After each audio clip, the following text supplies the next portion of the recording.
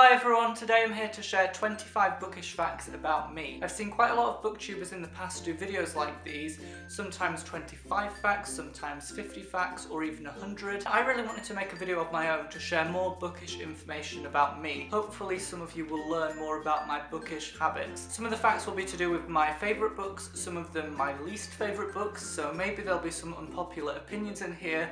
But I just want to stress that I'm not trying to offend anyone. If you like my least favourite books, that's absolutely fine.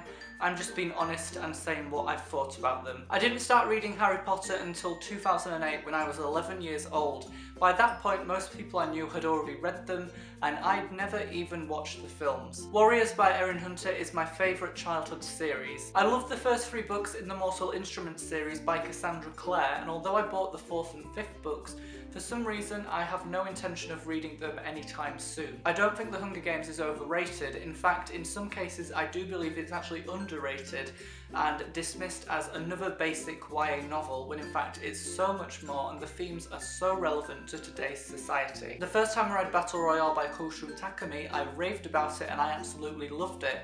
But when I reread it, I was actually a little bit disappointed. I found the characters were quite impersonal and they weren't very well developed and not particularly memorable. The Legend trilogy by Marie Lu is my second favourite YA dystopia to The Hunger Games, and I think each book got better and better, and by the end of Champion I had fallen in love with the characters. The Divergent trilogy irritates me, purely because it's very inconsistent. The first book has so much promise, it's almost as good as The Hunger Games, but the other 2 books, for me, fizzled out into nothing and were quite disappointing. I read The Fault in Our Stars by John Green and found it very emotional, but I didn't cry at any point. Will Grayson by John Green and David Levithan is my least favourite YA novel, and perhaps my least favourite book that I've read in the past few years. I found some of the scenes very cringeworthy, and it wasn't really funny. I was confused by We Were Liars by E. Lockhart, and I didn't really get what it was trying to say. I adored Throne of Glass and Crown of Midnight by Sarah J. Maas,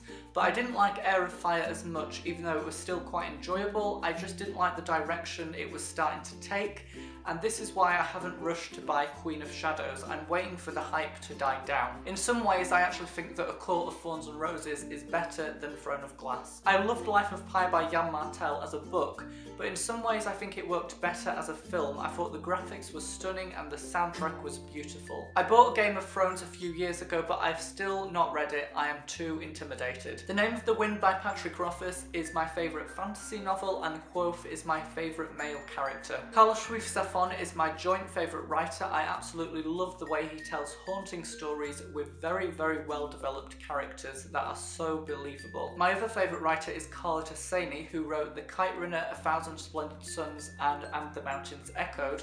I love the historical and cultural feel of his writing style. When I studied The Bloody Chamber by Angela Carter, I absolutely hated it. I found Angela Carter's writing was pretentious and quite contrived, and to be honest, I don't want to read anything else by her again. Jane Eyre is my favourite classic novel, and the only classic I've ever given 5 out of 5 stars to. The first time I read Wuthering Heights, I felt repulsed by the characters and didn't really understand their motives, but when I reread it and studied it at school, I actually found it very poetic and started to appreciate it a little bit more. The first time I read The Great Gatsby by F. Scott Fitzgerald, I didn't really understand the hype and I felt like it lacked substance.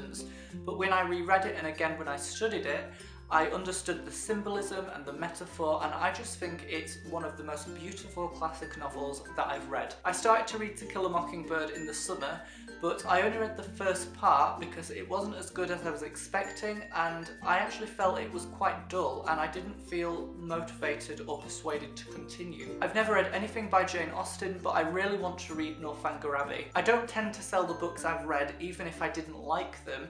In fact, the only books I remember selling are textbooks from school. I actually have 2 bookshelves. The one behind me is for current reads, so books I've either read in the past few years or I'm currently reading, or books I'm going to read in the next few years. Basically books that I'm currently interested in.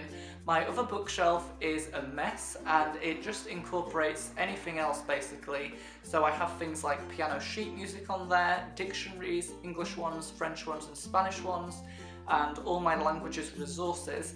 And then I also have some books from my early childhood that I really enjoyed and remember reading. So everyone, that is 25 bookish facts about me. Hopefully you learned something new, and I would love to hear what you thought of the things I said and if you agree or disagree with any of the opinions that I shared. But until next time, thank you for watching, and I will see you all again in my next video.